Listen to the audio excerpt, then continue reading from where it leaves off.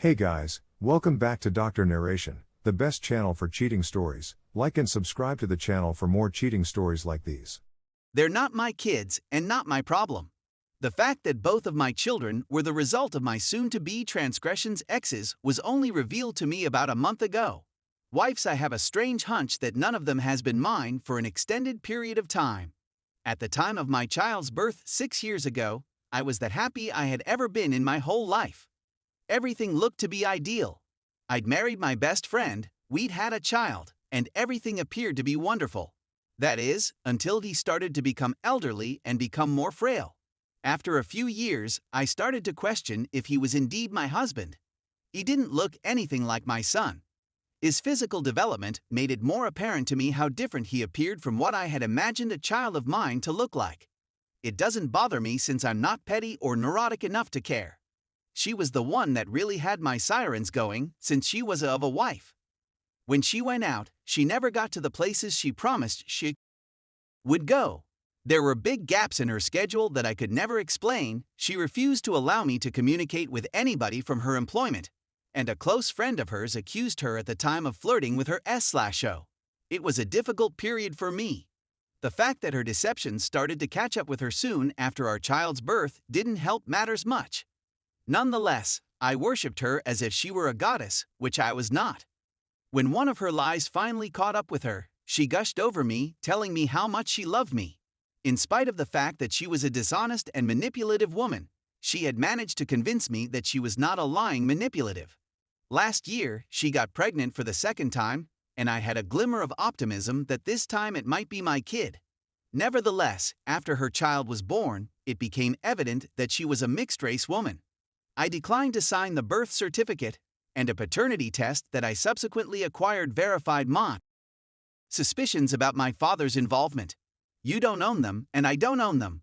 I filed for divorce with that and disassociated myself from the family I had built the day after I got the results of those tests. I was well aware that her son's life would be ruined if she let me go. My doubts notwithstanding, I tried my hardest to be the greatest parent I could be to him. I cherished him with all of my heart and did all I could to be the father he deserved. But now, every time I see him, I'm filled with apprehension and fear. Disgust for my of a wife, disgust for myself for not trusting my instincts, and disgust for the fact that the preceding 6 years of my life have been a complete waste of time. The fact that I abandoned my baby in this way has been characterized as monstrous by many individuals. Several times after I moved out, my ex has tried to use him as a means of pressuring me into returning to her. She'll have him phone me at all hours of the night, cry and beg for his daddy to come back to him. In order to demonstrate to me how much damage I am causing, she brought him into my room while I was packing my possessions the day before I moved out. My face is always flushed with embarrassment every time he comes up in conversation, whether online or offline. The fact that I am not the boy's biological father does not make me any less of his father. What I've learned, though, is that the majority of individuals are unconcerned with my feelings. The only people who have supported me during this tragedy have been my parents, despite the fact that my own siblings have labeled me a bad person for abandoning a child in such a manner. Because a child is involved, my feelings of betrayal and loss are rendered worthless by the circumstances. I'm certain that it is not his fault. I get that the man he had called his father for his whole life has died away. But why am I expected to man up in this situation? Why should I have to put on a happy front and act that I'm not disgusted by the whole affair when I am not? What gives me the right to neglect my own life and feelings? But even though I was never the boy's father, I treated him as such and still do. If I were forced to assume that role, I would come to loathe and despise him much more. I despise myself for not taking the initiative and regaining control of my own life. He is not my child, and although it is not his fault, he is no longer my worry. He is no longer my responsibility. Edit. Wow, this post went viral. I guess airing my dirty laundry made a difference. Anyway, I've noticed a few often asked questions, so I'll simply address them here. 1. Her kid is aware of the truth about why I left. I sat him down and informed him that I am not his father and that his mother lied to and cheated on me. I made it plain that I am not angry with him, that it is not his fault that this is happening. and that I will always believe he's an outstanding child. 2. Some claim I never loved him and was constantly seeking for a way out.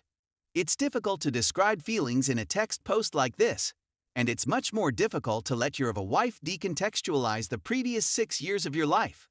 You may, however, believe anything you choose. 3. I've hired a lawyer and will not be paying child support or alimony. Last but not least, those who argue that I should remain in her son's life and be his father. That is not a feasible possibility. I don't hate him, but I've been cheated on, lied to, and exploited by a disgusting, self-centered who has now entrapped her children in her lies and deception. He is a victim of her acts, yet he is not to blame. However, it will never erase the fact that we are living in a brutal world. I don't dislike him, but it makes me sad to think about how he feels. But when I look at him, all I see is 6 years of my life that I was misled to.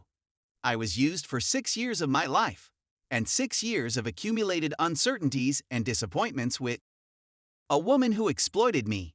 There is no putting aside my animosity to attempt to participate in his life, since the life I spent with him was nothing more than a facade constructed by his mother.